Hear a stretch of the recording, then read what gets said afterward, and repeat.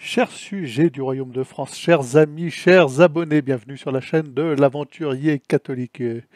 Je traite rapidement un petit fait divers qui a troublé le landerneau médiatique, n'est-ce pas, qui a agité toutes les bonnes âmes et les bonnes consciences durant la semaine. Durant une manifestation anti-flics, ces salauds de flics, vous vous rendez compte, une jeune personne étudiante s'est promenée arborant fièrement une pancarte où il était écrit un flic, une balle. Oh mon Dieu. La jeune femme qui tenait et portait cette pancarte dit n'avoir pas voulu appeler au meurtre des policiers selon France 3 Région. Alors elle a été jugée, je vous lis l'article, cette jeune femme de 20 ans au visage dissimulé portait une petite pancarte. Alors déjà c'est une petite pancarte. Samedi 23 septembre 2023 lors du rassemblement contre les violences policières et le racisme. Une pancarte qui avait fait réagir le préfet de police et la ville de Besançon.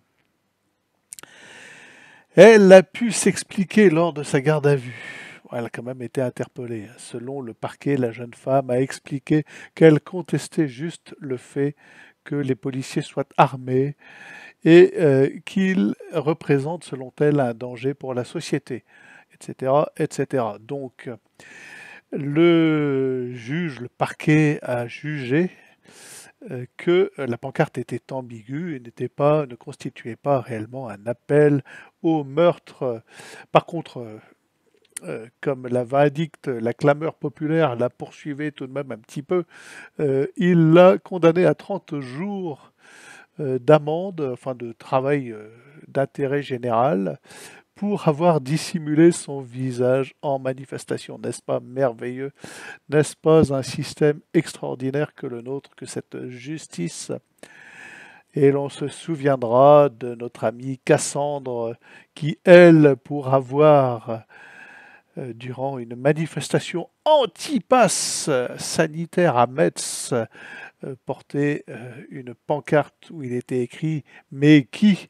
avec une liste de noms, BHL, etc. Et l'on se souvient que elle, ancienne candidate du Front National, avait brandi une pancarte antisémite et a été jugée le 8 septembre de l'année 2020 pour provocation publique à la haine raciale.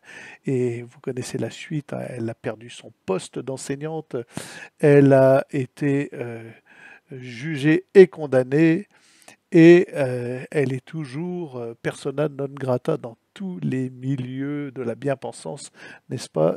Cette pancarte a détruit sa vie. Donc voilà, là, il n'y avait aucune ambiguïté, cette pancarte était antisémite, cela va sans dire, n'est-ce pas? Eh oui, mes amis, quel monde fantastique que le nôtre.